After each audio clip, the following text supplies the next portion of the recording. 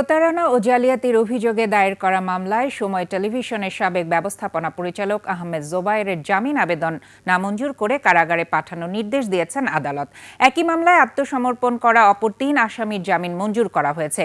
আদালতের সমন উপেক্ষা করায় এর আগে তাদের বিরুদ্ধে গ্রেপ্তারি পরোয়ানা জারি করা হয়। আরিফুল ইসলামের রিপোর্ট জানাচ্ছেন শাহরিয়ার জামান। প্রতারণা, বিশ্বাসভঙ্গ এবং কাগজপত্র জালিয়াতির অভিযোগে করা মামলায় ঢাকার chief metropolitan magistrate Mohammad Mustafizur রহমানের আদালতে আত্মসমর্পণ করেন সময় টেলিভিশনের সাবেক ব্যবস্থাপনা পরিচালক আহমেদ জোবায়ের।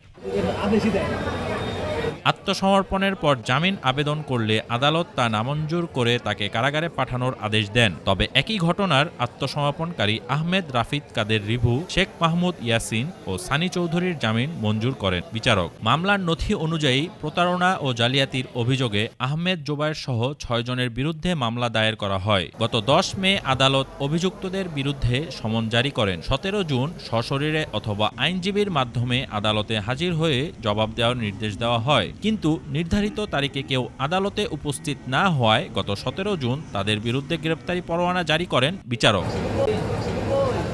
পরোয়ানাভুক্তদের মধ্যে ছিলেন আহমেদ জোবায়ের, তার স্ত্রী শাইমা সুলতানা চৌধুরী, ২ সন্তান সারাফ নাওয়ার জয়িতা ও আহমেদ রাফিদ কাদের রিভু, পাশাপাশি শেখ মাহমুদ ইয়াসিন ও সানি চৌধুরী। জামিন আবেদনে আসামিপক্ষ দাবি করেন মামলাটি মিথ্যা, ভিত্তিহীন এবং হয়রানিমূলক। তাদের ভাষ্য সময় মিডিয়া লিমিটেডের মালিকানা ও পরিচালনা নিয়ে চলমান বিরোধের জেরে বাদী মোবারক হোসেন প্রতিশোধমূলক এ মামলা করেছেন। তবে এসব যুক্তি বিবেচনার পরও আদালত আহমেদ জোবায়েরের জামিন আবেদন নামঞ্জুর করে কারাগারে পাঠানোর আদেশ দেন। অন্যদিকে আত্মসমর্পণকারী বাকি ৩ আসামিকে জামিন দেওয়া হয়। শাহরিয়ার জামান, ২১ টেলিভিশন, ঢাকা।